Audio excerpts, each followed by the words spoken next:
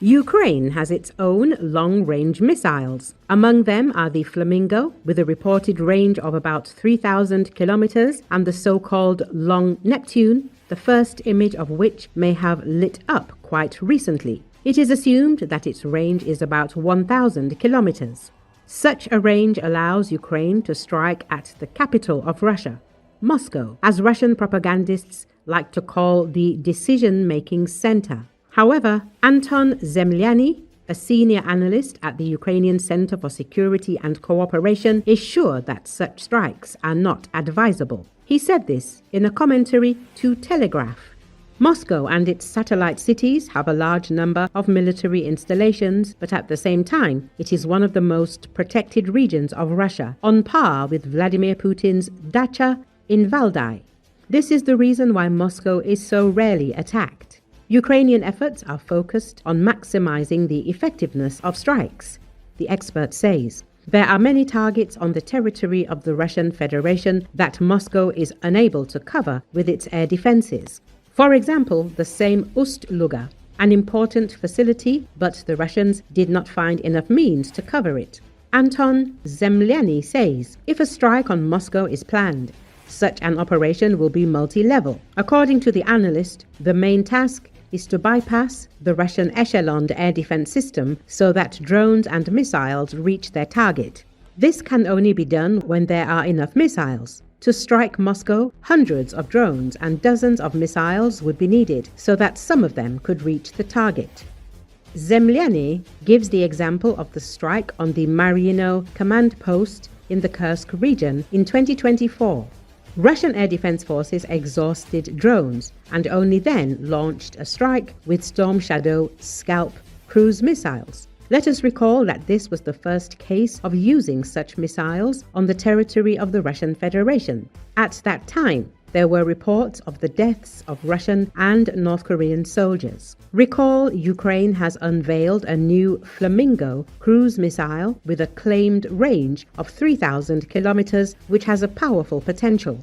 If even half of the claimed performance is true, this weapon could inflict serious damage in any European part of Russia. As The Economist writes, the process of putting the missile into mass production took only 9 months, not years or even decades. It is also fascinating that the project was led by a management team that, it is noted, had no previous experience in the defense industry. The appearance of this missile in the midst of difficult peace talks may encourage Vladimir Putin to lay down his arms. The article says,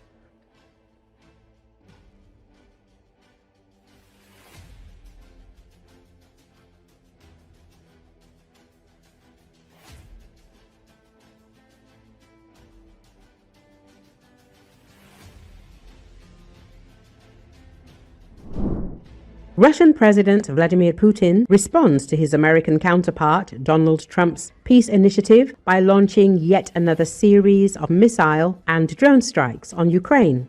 This is seen as Putin's disrespect for Trump, as well as a mockery of his peace initiatives. The latest strikes by the Russian army on Kiev are a testament to this. Recall, a massive Russian airstrike on Kyiv killed at least 15 people overnight, including children aged 2, 14 and 17. At least 48 others were injured, and rescue operations are still underway as emergency crews continue searching the rubble of destroyed residential buildings. In the Darnitsky district of Kyiv, a missile tore through the 3rd and 4th floors of a 5-story apartment block, collapsing part of the structure. 3 people have been pulled alive from the rubble, but Interior Minister Ihor Klimenko said more may still be trapped. Among the dead is a 14-year-old girl. An 11-year-old child was rescued but remains in critical condition. Across the city, more than 500 emergency responders and 1,000 police officers are deployed using specialized rescue teams, climbers, K9 units, engineers and robotic equipment to speed up search operations. Russia launched 629 missiles and drones across Ukraine, and Ukraine's air defenses shot down 589. Despite the high interception rate, impacts and falling debris were recorded at nearly 40 locations.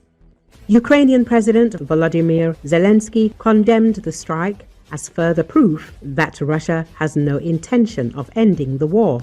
These Russian missiles and drones are a clear response to those around the world who for weeks and months have been calling for a ceasefire and for real diplomacy. Russia chooses ballistics, not negotiations. It chooses continued killings, not ending the war. And this means Russia still feels no fear of consequences, he said. Kiev City Mayor Vitaly Klitschko stated that August the 29th will be declared a day of mourning in Kiev. On this day, flags will be flown at half-mast on all municipal buildings in the city. It is also recommended that national flags be flown at half-mast on public and private buildings. All entertainment events will be prohibited in the city.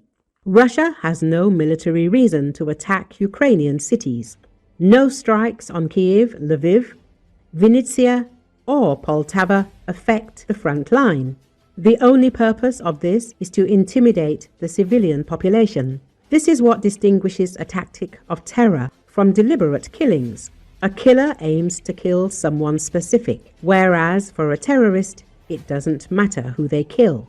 On the contrary, it's important that the victims are random. Children, adults, women, men, civilians or soldiers, it doesn't matter. No one should feel safe. So, Putin mocks the peace efforts of US President Donald Trump. Experts believe that despite the gentle words of Donald Trump about Russian dictator, the head of the White House seems to have opened his eyes to the real intentions of the Kremlin.